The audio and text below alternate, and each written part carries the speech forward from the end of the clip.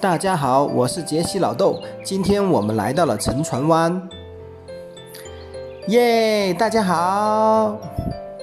早上我们驱车1个小时来到了5罗米快艇码头，非常及时地赶上了11点出发的快艇，前往沉船湾和蓝洞半日游。船票是大人25欧，小孩免费。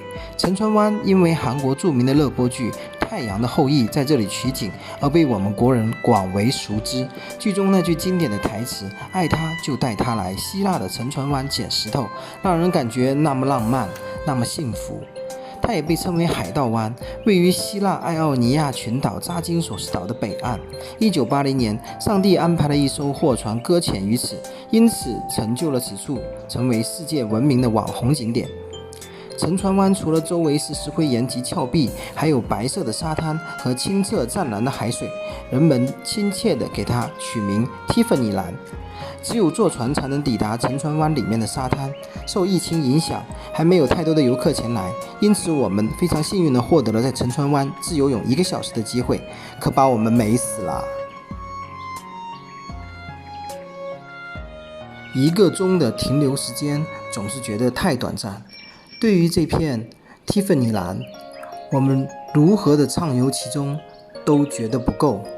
接下来，快艇船长如约开船接我们去游览蓝洞。快艇在爱奥尼亚海域蔚蓝的海面狂飙，海面上各种怪石嶙峋，自成风景，让我们应接不暇。船长把快艇开进蓝洞后，邀约大家跳进那湛蓝的海水中畅游一番，亲身感受一下蓝洞的深邃与清凉。大自然的鬼斧神工总是给我们带来无限的美感和幸福感，不由得让我感叹活在当下真好。用完午餐后，我们开车来到了沉船湾的山顶观景点，从另一个角度去感受沉船湾的美。开始的这段山路平坦，孩子们也都兴致勃勃，转眼道路就变成了悬崖峭壁上的乱石小道，恐高者切记一定不要强上哦。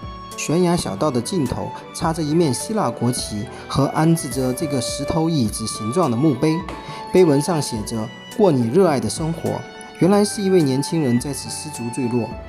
毛主席说过，无限的风光在险峰，同时请珍爱自己，珍爱生命。